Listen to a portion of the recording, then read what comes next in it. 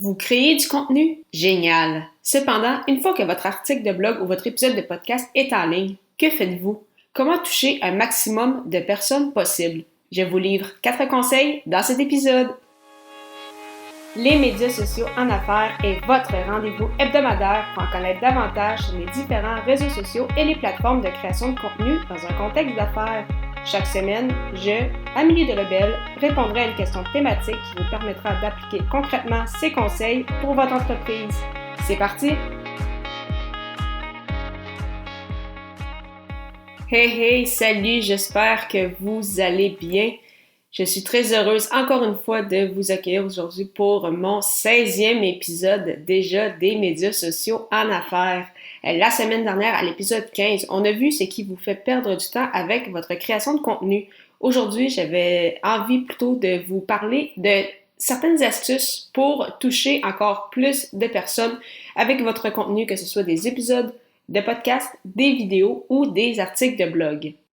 Tout d'abord, une première façon, bien sûr, de rejoindre le plus de personnes possible est par le biais des réseaux sociaux. Alors, selon où se retrouve votre audience, que ce soit Facebook, LinkedIn, Twitter, Pinterest, Instagram, TikTok et plusieurs autres, c'est à cet endroit que vous devez vous y retrouver.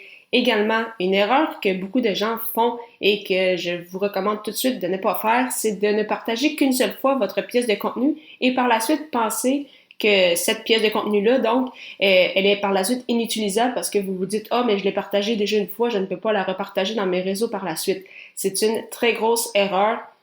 Et vraiment, il n'y a pas de problème à repartager plusieurs fois une seule même pièce de contenu, que ce soit un épisode de podcast ou un article de blog ou autre, mais pour justement essayer de toucher différentes personnes ou pour justement s'assurer que les gens ne pensent pas que vous repartagez en fait toujours la même chose. Simplement changer d'angle, donc la façon dont vous apportez votre pièce de contenu, simplement modifier cela. Si c'est possible, changer également peut-être votre photo, donc le visuel qui l'accompagne, mais vraiment utilisez plusieurs fois votre pièce de contenu, mettez-la en contexte et donc ne faites pas cette erreur de ne pas la partager à plusieurs reprises. Deuxième point important, faire appel au groupe. Donc oui, c'est dans le lien avec les réseaux sociaux, mais vraiment c'est très important pour rejoindre de nouvelles personnes, pour faire agrandir votre audience et pour aider justement le plus de personnes possible. Partager dans des groupes, que ce soit sur Facebook et LinkedIn, ça fait partie c'est ça d'une belle façon pour agrandir votre audience, mais également une belle façon de faire partie de la communauté. Répondez également aux questions ou aux commentaires. À ce moment-là, vous pouvez justement, encore une fois, mettre en contexte vos pièces de contenu. Et c'est ce que je fais avec les médias sociaux en affaires ou avec mon autre podcast, donc Athlète Entrepreneur. Donc, je partage dans les groupes que je sais que les gens seront intéressés par le sujet en question. Et bien sûr, si les gens ont par la suite des questions, des commentaires, il me fait plaisir d'y répondre. Par la suite, troisième point, demandez à vos invités de partager dans leur réseau.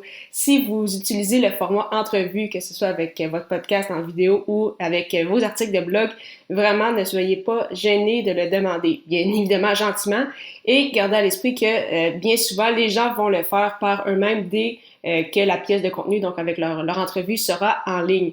Mais également, un autre point très important, donc oui, les invités, mais qu'est-ce qui peut grandement intéresser aussi ces pièces de contenu-là? Ce sont les organisations ou les écoles où vos invités ont étudié ou ceux pour lesquels elles ont les invités ont travaillé ou qu'ils ont, par exemple, représenté, que ce soit dans différentes équipes sportives ou autres. C'est un conseil d'ailleurs que j'avais reçu de Marco Bernard, donc de l'Académie du podcast, également du podcast L'Accélérateur, lors du Mastermind Premium et ça m'a grandement aidé personnellement pour Athlète Entrepreneur. Donc oui, de demander gentiment à mon invité de partager dans son réseau, mais également d'envoyer mon entrevue justement aux équipes sportives pour lesquelles mon invité a évolué et vraiment ça aide énormément pour faire agrandir son réseau. Donc en souhaitant que ce conseil pourra également vous aider. Donc un petit rappel pour 3 astuces pour toucher plus de personnes. Oui, les réseaux sociaux, donc selon où se retrouve votre persona, faire appel à la puissance des groupes sur Facebook et LinkedIn, mais ça peut également être des forums ou d'autres communautés, et de demander, oui, à vos invités de partager dans leur réseau si vous utilisez le format entrevue, mais également de les envoyer aux organisations ainsi qu'aux écoles.